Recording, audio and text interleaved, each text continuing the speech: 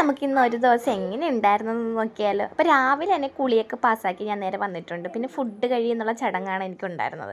അപ്പോൾ ഇന്നത്തെ രാവിലത്തെ ബ്രേക്ക്ഫാസ്റ്റ് നമുക്ക് ഈ ദോശയും സാമ്പാറുമാണ്. ഇവിടെ മിക്ക ദിവസങ്ങളിൽ ദോശ, ഇഡ്ഡലി, അങ്ങനെ സാമ്പാർ അങ്ങനത്തെ സാധനങ്ങളൊക്കെ ആയിരിക്കും എപ്പോഴും.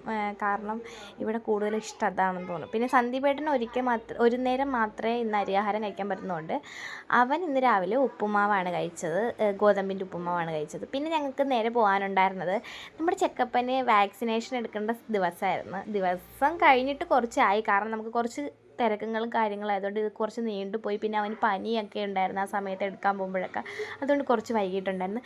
അത് നേരെ എടുത്തിട്ട് വന്നിട്ട് നേരെ നമ്മുടെ റൂമൊന്ന് സെറ്റാക്കി വെക്കണം. കാരണം നമ്മൾ ഡ്രസ്സും കാര്യങ്ങളൊക്കെ കൊണ്ടുവന്നിട്ട് നമ്മൾ അടുക്കി പെറുക്കി വെച്ചിട്ടില്ലായിരുന്നു. അപ്പോൾ അതിൻ്റെ ജോലി അവൻ ഏറ്റെടുത്തോളാന്ന് പറഞ്ഞ് അവൻ തന്നെ അത് എടുക്കാൻ വേണ്ടി കയറി. അത് കഴിഞ്ഞിട്ട് പിന്നെ നമ്മൾ കുറച്ച് നേരം അവിടെ ഉച്ചക്കത്തെ ഫുഡ് തറവാട്ടിൽ നിന്നായിരുന്നു. അങ്ങനെ തറവാട്ടിൽ പോയി കഴിച്ചിട്ടൊക്കെ ഞങ്ങൾ റെസ്റ്റ് എടുത്ത് നേരെ ഞങ്ങൾ പിന്നെ പൊടിപ്പിക്കാൻ വേണ്ടി പോയിട്ടുണ്ടായിരുന്നു. ഗോതമ്പ് പൊടിപ്പിക്കണമായിരുന്നു, പിന്നെ എന്തായിരുന്നു, മല്ലി പൊടിപ്പിക്കണമായിരുന്നു. അങ്ങനെ അത് രണ്ട് കാര്യത്തിനും വേണ്ടിയിട്ട് നേരെ പോയിട്ടുണ്ടായിരുന്നു. അത് ഞാൻ സന്ദീപേട്ടനും കൂട്ടിയിട്ടാണ് പോയത്. വേറെ ആരും ഇല്ലായിരുന്നു, ഞാൻ സന്ദീപേട്ടന് മാത്രമേ ഉണ്ടായിരുന്നു. അപ്പോൾ നേരെ അവിടെ പോണ വഴിക്ക് പിന്നെ എനിക്ക് ഇവരുടെ വീടിൻ്റെ അടുത്തൊരു കടയുണ്ട് കേട്ടോ. ആ കടയിൽ നിന്ന് നല്ല നുറുക്ക് കിട്ടും. എനിക്കറിയാമല്ലോ, എനിക്ക് പാലക്കാട് മാത്രമേ ഈ ഒരു ടേസ്റ്റിലുള്ള നുറുക്ക് കിട്ടിയിട്ടുള്ളൂ.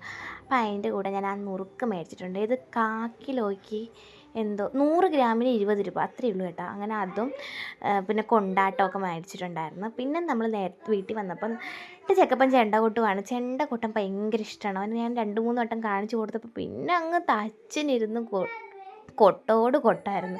പിന്നെ അതിൽ 2-3 ഇടിപിടുത്തമൊക്കെ കഴിഞ്ഞിട്ടുണ്ട് എൻ്റെ പെണ്ണും ചെറുക്കനും കൂടി. അങ്ങനെ അത് അവരുടെ കൂടെ കുറച്ച് നേരം കളിക്കാനും ചിരിക്കാനൊക്കെ കൂടി ഞാൻ കുറേ നേരം അങ്ങനെ ഇരുന്ന്. സത്യം പറഞ്ഞാൽ ഇവരുടെ കളി ഇങ്ങനെ കണ്ടിരിക്കാൻ തന്നെ നല്ല രസമാണ്.